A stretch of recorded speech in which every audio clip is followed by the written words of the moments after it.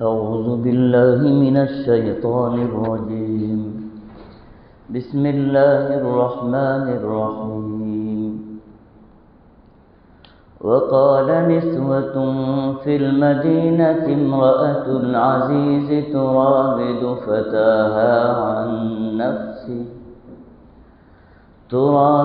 فتاها عن نفسه قد شغفها حبا إنا لنراها في ضلال مبين. صدق الله العظيم. اللهم صل على سيدنا محمد وعلى آل سيدنا محمد وبارك وسلم. حاضرین کرام، سورہ یوسف کا ترجمہ مختصر تفسیر تسلسل کے ساتھ چل رہی ہے، اور اللہ سبحانہ و تعالی اس پورے واقعے سے ہمیں کیا بتانا چاہتے ہیں اور اس سے ہم کو کیا سبق ملے گا. کیونکہ جیسے سورہ شروع ہوا اللہ تعالیٰ نے فرمایا کہ سیدنا یوسف علیہ السلام کے واقعے کے اندر سوال کرنے والوں کے لیے کئی نشانیاں ہیں، کئی درس ہیں، کئی سبق ہیں.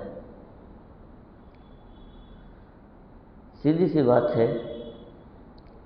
کہ اللہ سبحانہ و تعالیٰ کے جتنے بھی خاص بندے گزرے ہیں، برگزیدہ بندے گزرے ہیں، کوئی بھی امتحان سے خالی نہیں ہے. جتنے بھی اللہ کے خاص بندے ہیں وہ امتحان سے دوچار ہوئے ہیں، اور جو اللہ کے نافرمان بندے ہوتے ہیں وہ ہر ہمیشہ بھی بڑے آرام کے ساتھ نظر آتے ہیں. مثال لے لیجئے کہ ایک طرف سیدنا موسیٰ علیہ السلام امتحانوں سے دوچار ہو رہے ہیں، ادھر فرعون کا حال یہ ہے کہ 400 سال اس کو کبھی سر میں درد تک نہیں آیا، اتنا قوی تھا، کوئی تکلیف نہیں آئی. ایک طرف سیدنا ابراہیم علیہ السلام امتحانات سے دوچار، لیکن ادھر اگر دیکھو تو نمرود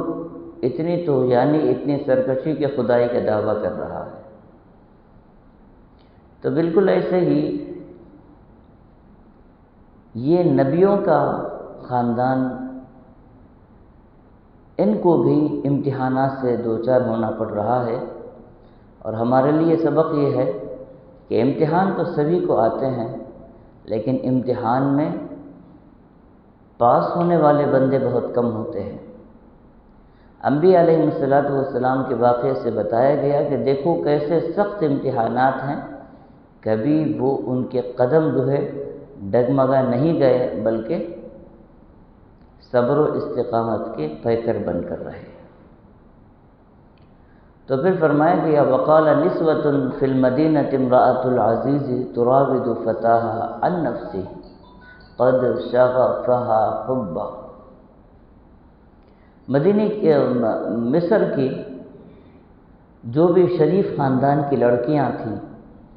اور عزیز مصر کی سہیلیاں بولی جاتی تھیں، ان کی ہم عمر تھیں، ان لوگوں میں یہ بات جب گشت کرنے لگی، سب لوگوں میں یہ بات مشہور ہونا شروع ہوئی، تو وہ عورتیں جو ہے آپس میں چمی گوئیاں شروع کی، آپس میں گفتگو بات چیت شروع کی کہ یہ عزیز مصر کی بیوی جو ہماری سہیلی ہے، اس کو ہو گیا کیا آخر کہ ایک غلام کو لے کے آئی، غلام کہاں اور یہ شہزادی کہاں. کیونکہ ایک طرف زلیخا جس کو رائیل کا بھی نام دیا گیا ہے، ایک طرف اگر دیکھیں گے تو عزیز مصر کی بیوی ہے، اور دوسری طرف دیکھیں گے تو مصر کا بادشاہ وقت جو ہے ریان ابن ولید، اس کی بھتیجی ہے. تو یہ شہزادی ہو کر اس کو کیا ہوا کہ ایک غلام ہے تو غلام کی محبت میں دیوانی ہوتی جا رہی ہے. اس کے گھر کے جتنے بھی واقعات ہیں وہ کیسے کیسے طریقے سے سیدنا یوسف علیہ السلام کے پیچھے لگے رہتی ہے، خادماؤں سے یہ بات سب عام ہوتی جا رہی تھی۔ تو اس وقت انہوں نے کہا قد شغفہا حبا، یہ تو محبت میں بڑی دیوانی نکلی، انا لنراہا فی ضلال مبین، ہم اس کو بہت عقل مند سمجھے تھے، یہ تو کم عقل ہے، بے عقل ہے، محبت کس سے کرنا وہ بھی پتہ نہیں ہے، غلام سے محبت کر رہی ہے۔ گویا کہ زلیخا کا جو کیریکٹر ہے وہ زخمی ہو رہا ہے کہ محبت بھی اس کو صحیح سے کرنے نہیں آئی۔ جب یہ بات معلوم ہوئی، یہ بھی تو بڑی سیانی تھی، بڑی ہوشیار تھی، فلما سمعت بمکرہن ارسلت الیہن واعتدت لہن متکئا، جب یہ بات زلیخا تک معلوم ہوئی تو اس نے کیا کیا، پہلے ایک بہترین بیٹھک بنائی، یعنی مستقل جیسے دعوت کے لیے حال بنایا جاتا ہے، سجایا جاتا ہے، قرآن کریم نے کہا وَأَعْتَدَتْ لَهُنَّ مُتَّكَئًا، آرام دہ ایک حال جو بیٹھنے کے قابل ہو، اچھے طریقے سے سجا دیا۔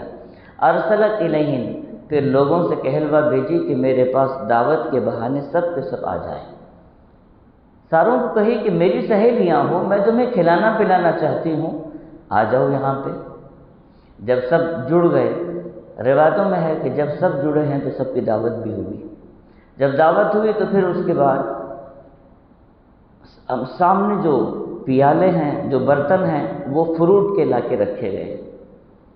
یہ بھی کہا گیا ہے کہ لیمو رکھا گیا، بصورت جو بھی ہو، کھانے کے بعد کچھ نہ کچھ، اس زمانے سے بھی فروٹ کھانے کی عادت ہے۔ اور پھر اس نے کیا کیا، ہر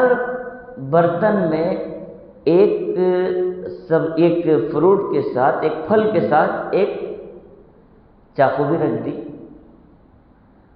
اب دعوت کے بعد جب کھانے والے ہوتے ہیں تو چاقو ہاتھ میں لیتے ہیں اور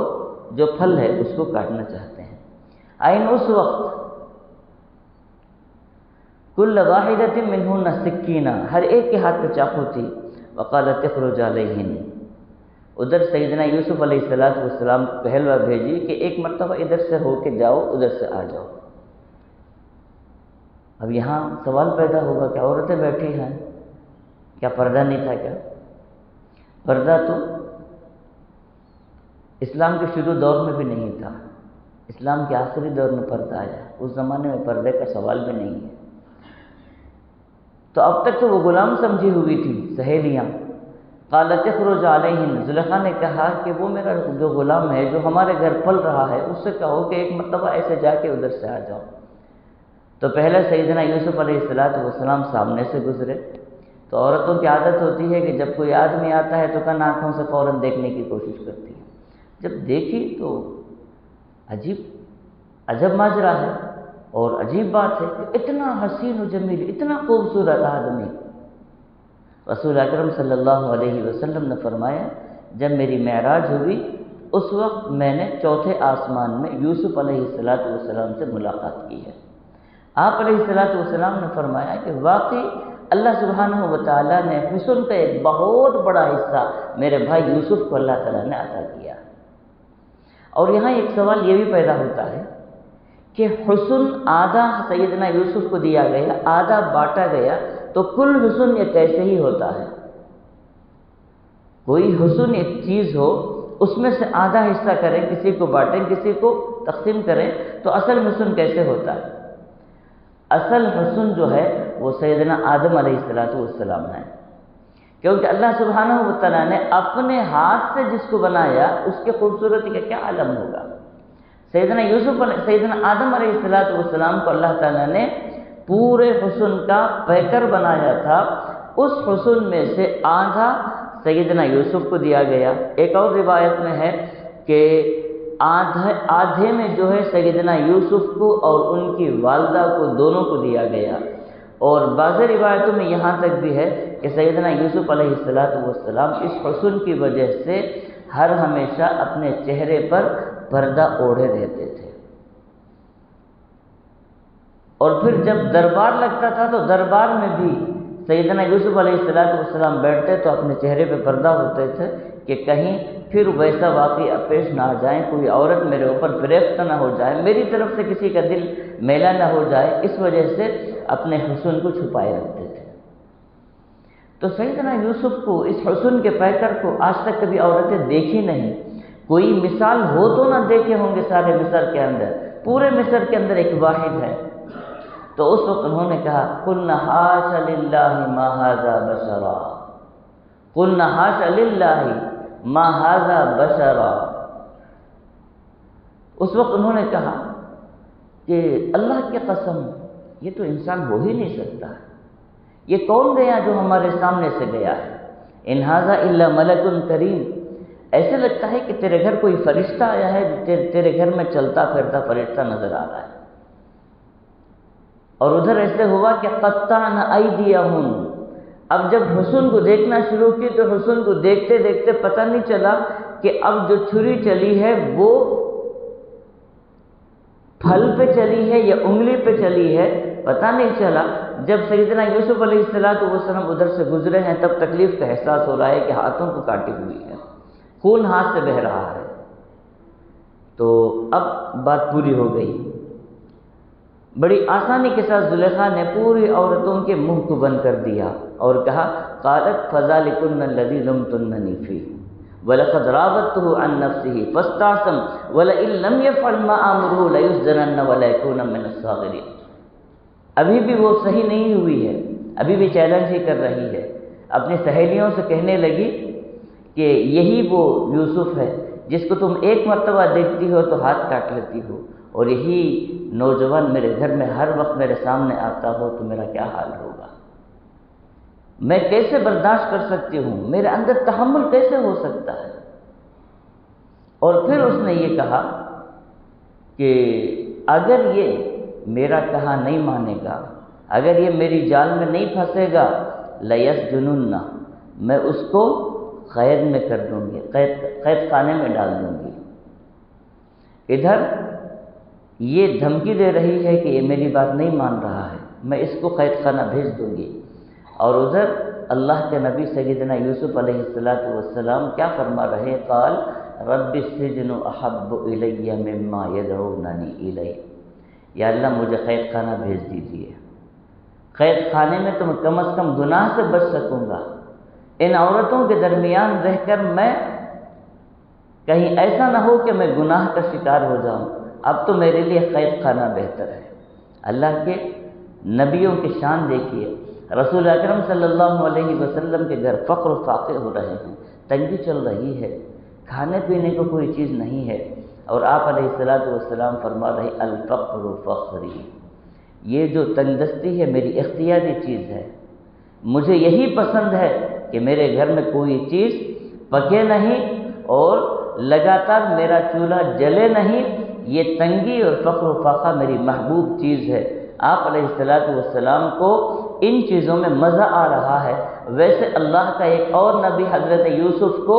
قید خانہ رہنا محبوب ہے، گھر کی آسائش اتنا آرام دہ مکان میں، گناہ کی جب دعوت دی گئی تو اس وقت انہوں نے دعا کی کہ یا اللہ مجھے قید خانہ ہی بہتر ہے، بھیج دیجیے۔ اس طریقے سے سیدنا یوسف علیہ السلام نے قید خانے کی دعا فرما دی، اور پھر قرآن کریم کہتا ہے ثم بدا لهم من بعد ما رأوا الآیات لیسجننہ حتی حین۔ ساروں کو تو واقعہ معلوم تھا، غلطی کس کی ہے، چکر کس کا چل رہا ہے، ساروں کو یہ بات واضح ہو چکی تھی، لیکن وہاں عزیز مصر کی عزت کا مسئلہ تھا، تو عزیز مصر کی بیوی جو ہے اس کا مسئلہ ہے، اس وجہ سے عزیز مصر نے حکمتاً اپنی بیوی کی عزت بچانے کے لیے سیدنا یوسف کو قید خانہ بھیج دیا، تاکہ مصر کے اندر یہ بات تو معلوم ہو جائے کہ غلطی جو ہے وہ غلام کی ہے، یہ عزیز مصر کی جو بیوی ہے یہ پاک تھی، یہ بات تو کم از کم ہو جائے، مجھے بار بار جو میرے دل پہ آرے چل رہے ہیں کہ میری بیوی صحیح نہیں ہے، یہ مجھ سے برداشت نہیں ہو رہا، کیونکہ اس کے پہلے اس کا یہ کیریکٹر نہیں تھا، اچانک سے یہ بدلی ہے، تو اس کے نام کو میں بچانا چاہتا ہوں۔ تو اس طریقے سے اللہ سبحانہ وتعالی نے سیدنا یوسف علیہ السلام